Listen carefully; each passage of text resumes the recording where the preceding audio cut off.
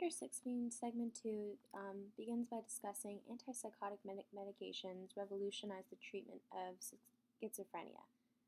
Lobotomy is the surgical detachment of a portion of the frontal lobe from the rest of the brain, which was once used as a treatment for schizophrenia and many other ailments. This usually made the patients easier to handle, but then they couldn't leave the institution because they were missing a large portion of the connections within their frontal brain or frontal lobe. Psychosurgery, then, was the surgery in which brain lesions are produced to alleviate severe psychiatric disorders. This is usually pretty small lesions and they're rarely performed. It's usually with only severe cases. The most common treatment for psychotic disorders is chlorpromazine, which is an antipsychotic drug. It's one of the class of phenothiazines, and it's used to reduce mainly the positive symptoms of schizophrenia. One of the hypotheses for the existence of schizophrenia is the dopamine hypothesis. Antipsychotics or neuroleptics are a class of drug that alleviates symptoms of schizophrenia by typically blocking dopamine receptors. Primarily, they block postsynaptic dopamine receptors or D2 receptors. This leads to the dopamine hypothesis because of antipsychotics' profound effect on positive symptoms of schizophrenia, being the dopamine hypothesis, which is the hypothesis that schizophrenia results from either excessive levels of synaptic dopamine or excessive postsynaptic sensitivity to dopamine. Amphetamine psychosis is probably the closest image of what schizophrenia is, which is a delusional and psychotic state which closely resembles acute schizophrenia. This is brought on by repeated use of high doses of amphetamines. Amphetamine promotes the release of dopamine and prolongs the action of the release transmitter by blocking the reuptake. Chlorpromazine is able to reverse this, suggesting that amphetamine psychosis is brought on by the same issues that plague, or same neurotransmitter issues that plague people with schizophrenia, and it also provides support for the dopamine hypothesis. LSD and mescaline were once thought to be similar to schizophrenia, but they're not, primarily because their hallucinations are visual, while schizophrenics are also when they're given LSD and mescaline, they report different sensations than their typical schizophrenic symptoms. Typical antipsychotics are a major class of anti-schizophrenic drugs that share an antagonist activity at the dopamine D2 receptors. Unfortunately, there are several problems with the dopamine hypothesis, the first being that there's no correspondence between the speed with which the drugs block dopamine receptors and how long it takes for the symptoms to diminish. Some people with schizophrenia don't respond to dopamine antagonists at all.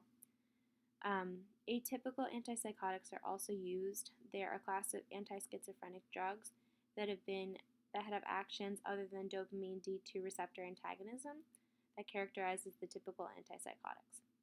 Clozapine is an atypical antipsychotic, and it selectively blocks serotonin receptors as well as other receptor types.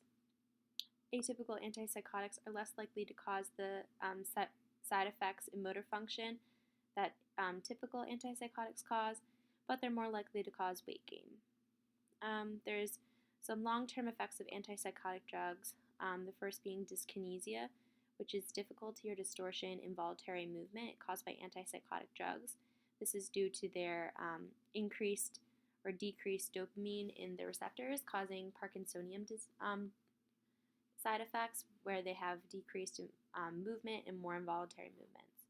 Especially tardive dyskinesia, which is a disorder characterized by involuntary movements, especially involving the face, mouth, lips, and tongue. It can be caused by prolonged use of antipsychotic drugs, such as chlorpromazine. Supersensitivity psychosis is an exaggerated psychosis that may emerge when doses of antipsychotic medications are reduced, and they're probably as a consequence of the upregulation of receptors that occurred during drug treatment. Unfortunately, in order to rid of tardive dyskinesia, they can't lower the dose because then it usually leads to the supersensitivity psychosis. But in order to relieve this, they need to up the dose of antipsychotics, which also leads to Parkinsonian side effects, which is not good. So there's kind of a lose-lose situation. The glutamate hypothesis, in opposition to the dopamine hypothesis, is based off of phencyclidine, or PCP, which is an anesthetic agent that is also a psychedelic drug. It makes people feel dissociated from themselves and their environment by producing auditory hallucinations, strange depersonalization, and disorientation. The person may become violent. Psychotomimetic is a drug that induces a state resembling schizophrenia. PCP produces phenomena resembling the positive and negative symptoms of schizophrenia. This is an NMDA receptor antagonist, and it blocks NMDA receptor's central calcium channel, and it prevents glutamate from having its usual side effects. Ketamine is a dissociative anesthetic drug similar to PCP that acts as an NMDA receptor antagonist. Based on this evidence, there's the glutamate hypothesis, which is the hypothesis that schizophrenia may be caused in part by underactivation of glutamate receptors. It's expanded to understand that underactivation of all glutamate receptors contributes to schizophrenia, not just the NMDA receptor. The next section is titled An Integrative Psychobiological Model of Schizophrenia, emphasizes the interaction of multiple factors. A variety of stressful events significantly increase the risk of developing schizophrenia. Most of the time, schizophrenia appears during stressful transition from childhood to adulthood, primarily within college students. It can be affected by and induced or increase the risk of developing through prenatal stress, which includes infection to the mother, incompatible blood types, the mother developing diabetes while pregnant, or low birth weight. In addition, birth complications that deprive the baby of oxygen can also increase the risk of developing schizophrenia. And lastly, city life increases risk, and the earlier you move to the city or live in the city, the more susceptible you are. Also, minor stress during development can make the difference in whether overall, all of these minor stresses during development can make the difference in whether schizophrenia develops. Schizophrenia is an interaction of genetic factors and stress. The emergence of schizophrenia and whether a person who is genetically susceptible to schizophrenia is subjected to environmental stressors. There's controversy over whether continuous use of antipsychotics is the best pathway to recover from schizophrenia, because relapses are less common in people who have weaned themselves from the drugs. Cognitive behavioral therapy can help to better manage stress, feel less disturbed by the voices. The next section is titled Bipolar Disorder Has a Lot in Common with Schizophrenia. Bipolar disorder is a psychiatric disorder characterized by periods of depression that alternate with excessive, expansive moods, including overactivity, talkativeness, strange grandiosity, and increased energy. The brain is more active during expansive bouts.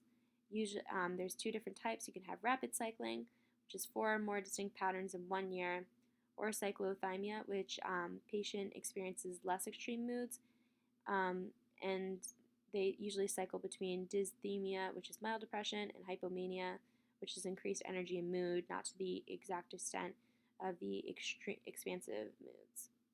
This has more in common with schizophrenia than depression, because the symptoms of the manic phase resemble the delusions of schizophrenia. And there's also a genetic factor, because families with bipolar disorder are more likely to have a family diagnosis of schizophrenia. Patients with bipolar disorder have enlarged ventricles, and the larger the ventricles, the more manic episodes they have.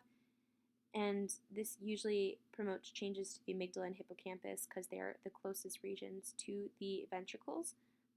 Lithium is the primary treatment, and it often relieves the symptoms of bipolar disorder by interacting with a protein as part of the circadian molecular clock, and also boosts the activity of BDNF, and lastly reduces neuronal activity.